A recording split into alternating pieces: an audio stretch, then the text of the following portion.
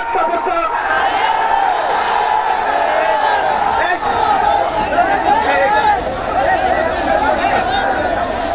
কেউ সামনে আসবেন না, তাড়াহুড়া করবেন না, ব্যথা পাবেন। একজনও সামনে আসবেন না।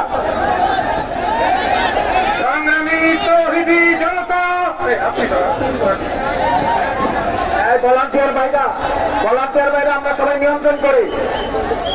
এ পর্যায়ে বক্তব্য রাখবেন হেফাজতে ইসলাম বাংলাদেশের সংগ্রামী যুগ্ম মহাসচিব, এদেশের ইসলামী আন্দোলনের অবিসংবাদিত রাহবার কারাবন্দী মুসলিম জনতা শেখুল হাদিস শেখুল হাদিস আল্লামা মাহমুদুল হক, আল্লামা মাহমুদুল হক। নারায়ে তাকবীর।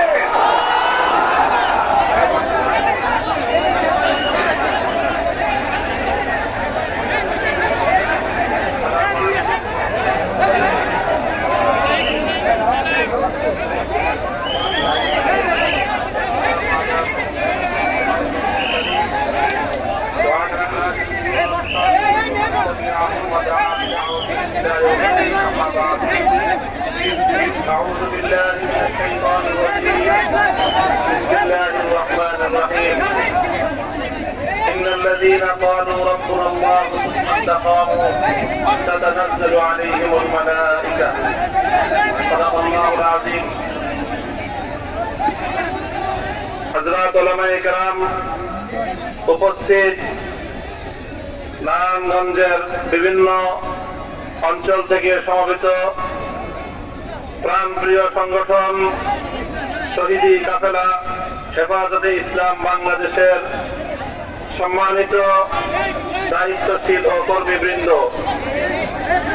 আজকে আপনারা একটি ঐতিহাসিক সময়ে সম্মিলিত হয়েছেন। আপনাদের এই সম্মেলনকে আমি আপনাদের ভাই মামুনুল হক স্বাগত জানাই এবং আপনাদের ঐতিহাসিক সংগ্রামী ভূমিকার জন্য আপনাদেরকে আমার পক্ষ থেকে সংগ্রামী শুভেচ্ছা এবং অভিনন্দন জ্ঞাপন করি। প্রিয় দিনী ভাইয়েরা, আপনারা বিশেষ করে নারায়ণগঞ্জের সোনারগাঁও, রূপগঞ্জ, বন্দর ও অন্যান্য থানা, বিশেষ করে এবং সোনারগাঁয়ের পাশের নারায়ণগঞ্জের পার্শ্ববর্তী মুন্সিগঞ্জের গজারিয়া থানার দিনী ভাইরা, হেফাজতে ইসলামের নেতা কর্মীরা যেমনি ভাবে আপনারা একটি ঐতিহাসিক ভূমিকা পালন করেছেন, সেই ভূমিকার জন্য আমি আপনাদেরকে অভিনন্দন জানাই। সত্যের পক্ষে ভূমিকা রাখতে গিয়ে আপনাদেরকে অনেক জুলুম নির্যাতনের শিকার হতে হয়েছে। অনেক সাধারণ মানুষ, নিরীহ মানুষকে দিনের পর দিন ফেয়ারি জীবন যাপন করতে হয়েছে। কারাগারগুলো আমাদের প্রাণপ্রিয় নেতা কর্মীদের দ্বারা ভরপুর করা হয়েছে। আলহামদুলিল্লাহ, আমাদের ভাইয়েরা সব জুলুম নির্যাতন সহ্য করেছেন, কিন্তু অন্যায় এবং বাতিলের সামনে মাথা নত করেননি।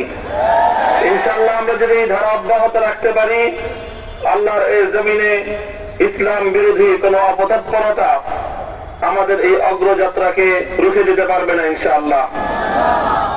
আজ আপনারা নারায়ণগঞ্জ জেলার পক্ষ থেকে যে আয়োজন করেছেন, আমি ব্যক্তিগতভাবে এখানে আসার একান্ত আগ্রহ ছিল, কিন্তু নানা কারণে আমি আজ আপনাদের মাঝে উপস্থিত হতে পারিনি। আমি আমার এই বক্তব্যের মধ্য দিয়ে আজকের এই সেমিনার এবং সম্মেলনকে আমি কামিয়াব হওয়ার জন্য আল্লাহ রাব্বুল আলামিনের কাছে দোয়া করছি এবং ইনশাআল্লাহ আমি প্রত্যয় ব্যক্ত করছি, আপনারা যেভাবে সম্মিলিতভাবে অন্যায় এবং অসত্যের বিরুদ্ধে রুখে দাঁড়িয়েছেন,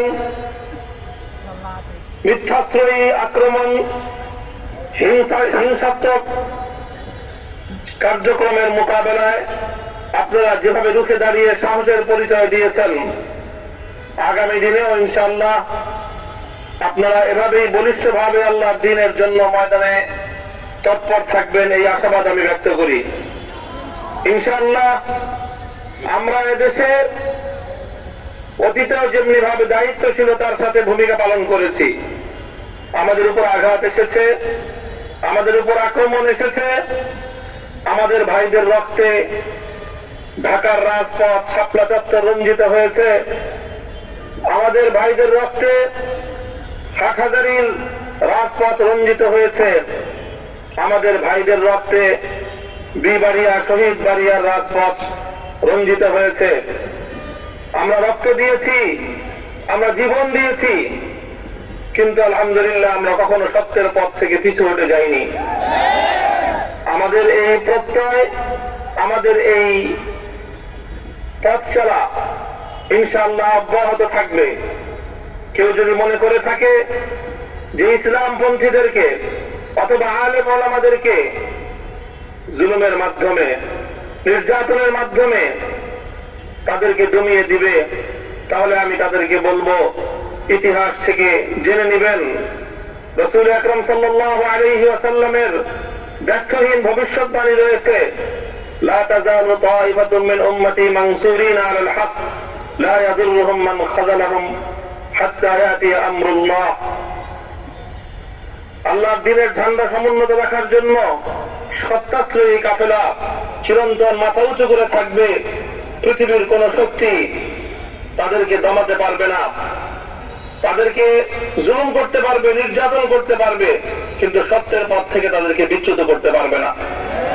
তো এই আহ্বান আমি আপনাদের কাছেও রাখি, বুকে সাহস নিয়ে, বুকে ঈমানী মনোবল নিয়ে, অন্তরে আল্লাহর ভয়, তাকওয়া এবং আল্লাহর কাছ থেকে বিনিময়ের প্রত্যাশা নিয়ে আমরা আমাদের এই পথ চলা অব্যাহত রাখবো।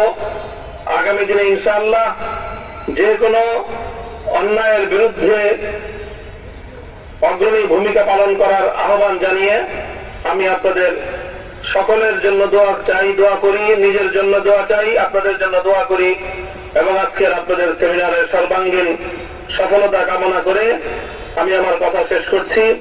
আমার বক্তব্য ধৈর্য ধারণ করে শোনার জন্য আমি আপনাদের সকলের শুকরিয়া আদায় করছি। নাসরুম মিনাল্লাহি ওয়া ফাতহুন করিব ওয়া আখিরু দাওয়ানা আলহামদুলিল্লাহি রাব্বিল আলামিন। আসসালামু আলাইকুম ওয়া রাহমাতুল্লাহ।